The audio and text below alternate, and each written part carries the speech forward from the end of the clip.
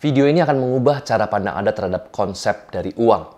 Dan ketika Anda sudah mempelajari the real concept of money, teman-teman akan melihat perspektif yang berbeda ketika kita lihat news dari kebangkrutan dari Silicon Valley Bank, kemudian berita inflasi, dan banyak berita-berita ekonomi, kita akan memiliki perspektif yang baru. Sebelum kita mulai, kita lihat dulu bagaimana mesin ekonomi bekerja. Dan untuk itu kita belajar dari seorang pendiri hedge fund terbesar di dunia, seorang bilioner bernama Ray Dalio. Beliau mengatakan bahwa mesin ekonomi bekerja dengan 3 pondasi dasar. Yang pertama adalah productivity growth, yang kedua adalah short-term debt cycle, dan yang ketiga adalah long-term debt cycle. Nah, sekarang kita bedah komponen terbesar sampai komponen terkecil yang menyusun sebuah ekonomi. Nah, ekonomi terbentuk dari kumpulan market. Sebut saja ada market real estate, market otomotif, market retail, market commodity, market fashion, dan F&B, dan lain sebagainya. Nah, market ini adalah kumpulan dari elemen atau komponen yang lebih kecil lagi, yaitu adalah transaksi. Sebut saja misalkan di market F&B, teman-teman datang ke sebuah coffee shop, di sana kita beli sebuah matcha latte atau cappuccino. Pada saat kita beli cappuccino, kita melakukan sebuah transaksi. Nah, ini adalah komponen terkecil dari sebuah mesin ekonomi. Dan transaksi terjadi adalah ketika seseorang menukarkan value untuk value. Mereka menukarkan value untuk goods dan service. Jadi misalkan, oke, saya mau beli cappuccino itu adalah goods, atau misalkan saya pergi ke tempat massage, ya, refleksi, misalkan saya mendapatkan service. Nah, untuk bisa mendapatkan cappuccino atau misalkan refleksi tadi, saya perlu menukarkan dengan value. Dan value yang kita tukarkan adalah money atau uang. Jadi kalau misalkan harga dari cappuccino misalkan adalah 50.000, sementara saldo Anda atau uang Anda yang Anda miliki itu hanya 20.000, maka Anda tidak bisa beli cappuccino. Kenapa? Karena value-nya kurang untuk bisa membeli cappuccino tersebut. Nah, untuk itu, orang untuk bisa mendapatkan uang atau value yang lebih tinggi lagi supaya mereka bisa beli cappuccino tadi atau beli barang-barang yang mereka mau, mobil, rumah, dan lain sebagainya, mereka harus produktif. Mereka harus bekerja. Itulah sebabnya komponen pertama dari susunan ekonomi adalah productivity growth. Artinya adalah seseorang itu harus menukarkan waktunya mereka, tenaganya mereka, untuk bisa mendapatkan uang lebih banyak. Jadi semakin rajin mereka bekerja, semakin produktif mereka punya uang yang lebih banyak. Jadi semakin produktif seseorang, maka semakin besar income-nya, dan semakin tidak produktif, semakin kecil income-nya.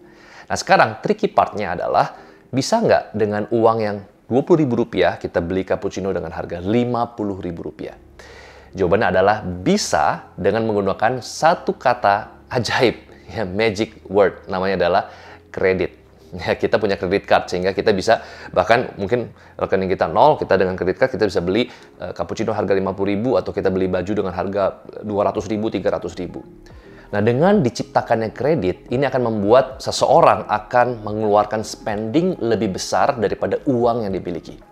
Sekali lagi, misalkan tadinya dia uangnya hanya 50.000, dia bisa spending 1 juta rupiah dengan adanya kredit card, dengan adanya kredit. Ya. Nah, artinya adalah kita perlu paham di sini bahwa spending kita adalah others people income. Ya, jadi misalkan kalau kita spending bisa lebih banyak di coffee shop, spending kita di coffee shop adalah income pemiliknya coffee shop. Jadi semakin besar spending kita, semakin besar income dia. Nah, dengan adanya kredit, kita bukan lagi fokus ke productivity growth, tapi kita sudah mulai masuk ke komponen yang kedua, yaitu short-term debt cycle. Nah, kredit membuat spending orang makin besar. Spending makin besar membuat income orang makin besar. Nah, income orang makin besar membuat dia lebih credit worthy. Contohnya adalah dengan dia punya income yang lebih besar, dia bisa pinjam uang lebih banyak lagi. Nah, ketika dia bisa pinjam uang lebih banyak lagi, maka spending akan makin besar, dan dia akan belanja lagi dan akan menjadi income buat orang lain, dan seterusnya. Jadi kredit itu membawa dampak positif, sehingga growth itu menjadi lebih tinggi, menciptakan sebuah cycle naik, yang namanya adalah short-term debt cycle. Nah, tapi kenapa namanya short-term debt cycle? Karena yang namanya hutang ada jatuh tempo. Ya, misalkan teman-teman KPR, ada yang KPR 5 tahun, ada yang KPR 10 tahun, tapi on average, short-term debt cycle menurut Ray Dalio itu adalah sekitar 7-8 tahun. Jadi ketika 7-8 tahun, ketika sudah waktunya jatuh tempo membayar hutang, interest dan juga pokok, ya, bunga dan pokok, maka orang-orang akan mulai tightening spending mereka. Mereka akan mulai hemat. Ya, kenapa? Karena harus bayar interest dan pokok, mereka harus berhemat. Nah, ketika mereka berhemat, otomatis spending mereka akan turun. Nah, ingat, Spending kita adalah income orang lain. Jadi kalau semuanya berhemat, berarti income orang lain juga menurun. Dan itu akan membuat cycle-nya menjadi turun. Jadi short term debt cycle itu adalah cycle naik, tapi setiap 5-7 tahun itu akan turun lagi. 5-7 tahun akan naik lagi. Nah, jika short term debt cycle adalah cycle setiap 5-7 tahun, nah sekarang kita akan mulai masuk ke long term debt cycle yang prosesnya terjadi setiap 70-100 tahun sekali. Nah, apa yang terjadi? Nah, skala long term debt cycle itu terjadi pada skala yang lebih besar.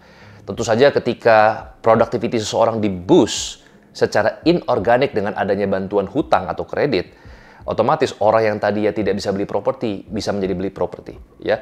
Dan itu membuat akhirnya yang namanya demand itu menjadi semakin lama semakin tinggi, sementara supply enggak, dan harganya akan terinflasi, harganya akan naik. Nah, ini pernah terjadi di Amerika Serikat. Pada tahun 2005, ya 2006, 2007 itu harga properti meroket luar biasa. Kenapa? Karena banyak orang yang sebenarnya tidak capable untuk bisa membayar hutang, tapi dikasih kredit begitu mudahnya. Bahkan saya nonton film yang diangkat dari true story, yaitu The Big Short. Ada seorang PSK yang tidak punya income yang reliable, tapi bisa beli properti dengan bantuan kredit itu sampai 5 unit properti. Otomatis harga properti menjadi naik luar biasa dan tinggi luar biasa. Jadi seperti yang kita sudah tahu bahwa spending kita adalah income orang lain. Jadi kalau seluruh warga rame-rame mereka saving money, ini akan menciptakan yang namanya krisis karena income orang juga akan menurun. Ini pernah terjadi di Jepang ketika seluruh warganya berhemat, yang terjadi adalah resesi. Ini disebut dengan paradox of thrift. Nah, ketika terjadi penurunan ya produktivitas gara-gara semua orang berhemat, income seorang semua turun, orang-orang jadi nggak mau kredit lagi. Nah, disinilah dua elemen baru akan bertindak, yaitu government dan juga central bank. Nah, government dan central bank adalah sebenarnya buyer dan seller, tetapi dalam skala yang lebih besar. Nah, sekarang kita lihat, central bank ini apa sih tugasnya? Central bank ini tugasnya adalah dua. Mengatur interest rate, jadi bunga bisa dinaikin, bisa diturunin. Dan yang kedua adalah printing money. Nah, ketika orang-orang semua berhemat, productivity itu menurun, semua terjadi resesi, ya harga properti jatuh. Maka untuk bisa naikin lagi productivity-nya adalah dengan membuat orang mau produktif lagi. Dan caranya adalah dengan memberikan kredit. Tapi kan nggak mungkin. Karena banyak orang sekarang nggak bisa bayar dan sudah waktunya jatuh tempo. Nah, caranya adalah dengan menurunkan suku bunga. Nah, jadi kalau suku bunga lebih turun, ini akan membuat orang menjadi kredit menjadi lebih menarik. Dan orang akhirnya minjem uang lagi dan akhirnya productivity itu menjadi bertumbuh kembali. Dan akhirnya ketika yang namanya interest rate diturunin, orang-orang makin beli lagi dan beli tambah properti lagi. Tapi sekali lagi akan ada satu masa di mana interest rate itu tidak bisa diturunin lagi. Jadi diturunin terus supaya orang mau kredit lagi, more kredit sampai akhirnya nol. Ya, jadi interest rate-nya sampai nol, sampai nggak ada interest lagi. Dan ketika yang namanya terjadi jatuh tempo, ya akan terjadi gelombang besar gagal bayar. Nah, ketika gagal bayar, bank harus mengambil propertinya, ya disita. Dan ya properti itu juga udah nggak ada nilainya juga, karena semua orang akhirnya menjual propertinya, harga menjadi turun. Dan di sini government mengalami kesulitan, bank mengalami kebangkrutan yang terjadi pada Lehman Brothers. Dan disinilah central bank mengeluarkan kebijakan yang kedua, yaitu printing money atau mencetak uang. Nah, jadi mereka mencetak uang, ya. Sekian ratus miliar dolar, sekian triliun dolar yang terjadi di tahun 2020, dan uang tersebut akan dipakai tahun 2008 untuk menyelamatkan bank. Bagaimana cara menyelamatkan bank? The Fed atau Central Bank memprinting money, uang tersebut dipakai untuk membeli government bond atau surat hutang pemerintah. Nah, government bond yang dijual, yang dibeli sama Central Bank, itu uang yang dipakai untuk menyelamatkan bank-bank tadi, untuk membail out, ya, memberikan subsidi kepada bank-bank tersebut. Nah, di tahun 2020 mirip, cuman bedanya uangnya diprinting, ya diberikan government bond, tapi bukan lagi diberikan bailout kepada perusahaan besar, tapi diberikan kepada langsung, ya masyarakat, sehingga mereka mendapatkan universal income. Ya, ada yang nggak perlu kerja dapat 10 juta rupiah, kalau dirupiahin ya, ini tentu dalam dolar. Dan banyak orang akhirnya mereka keluar dari pekerjaan karena mereka nggak perlu kerja dapat universal income. Nah, tapi sekali lagi ini seperti dilema, ya, karena ketika uang dicetak masalah nggak selesai. Yang terjadi adalah masalah besar yang lebih besar lagi, ya, masalah baru yang lebih besar lagi. Karena ketika uang dicetak, maka yang terjadi adalah inflasi. Harga-harga barang akan naik nggak karuan, ya. Jadi sekali lagi ini sudah buah si malakama, ya. Dan kalau misalkan kita mengambil kesimpulan, ya, dari Bagaimana mesin ekonomi bekerja? Di sini kita punya the real concept of money. Money itu bukan lagi aset.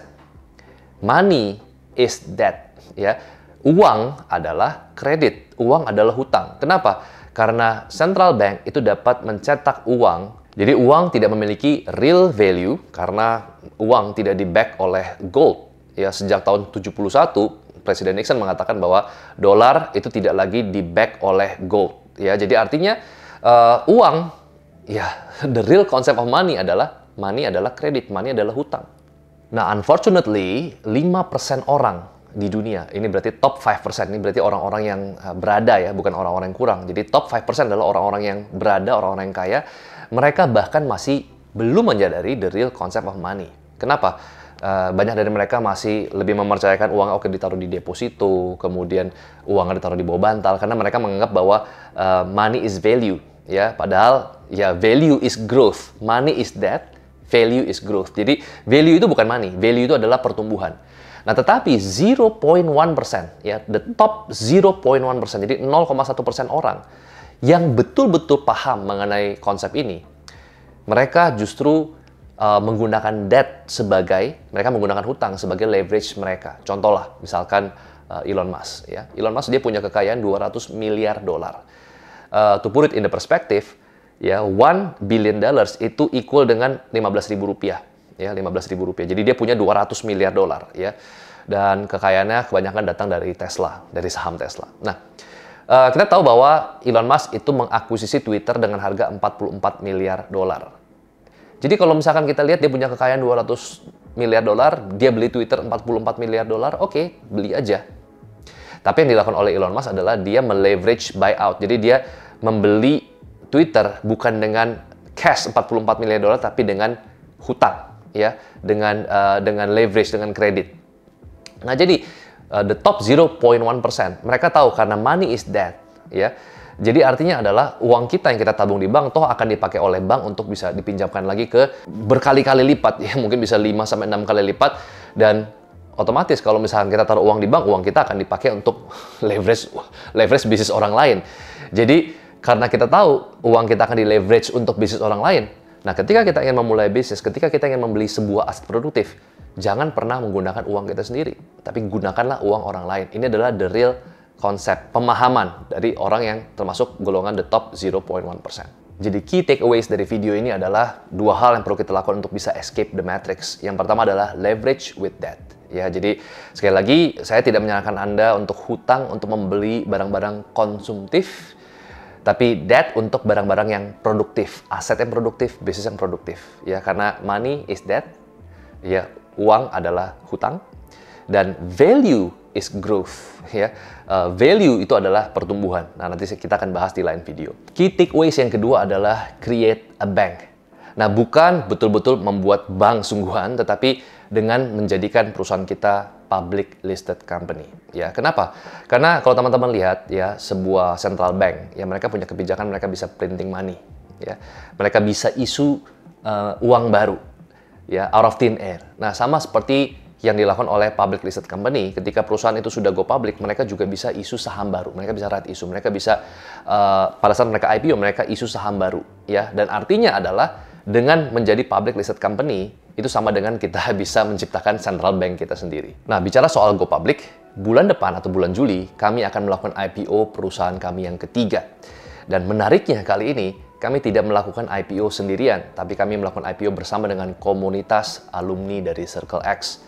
Jadi 3 tahun yang lalu kami berinvestasi di sebuah perusahaan-perusahaan private yang memiliki hyper growth dan memiliki potensi yang luar biasa. Dan setelah 3 tahun, bulan depan akhirnya kami akan melantai di bursa saham Indonesia. Untuk teman-teman yang baru pertama kali melihat video ini, Circle X merupakan sebuah komunitas investor yang saya dirikan sejak tahun 2018.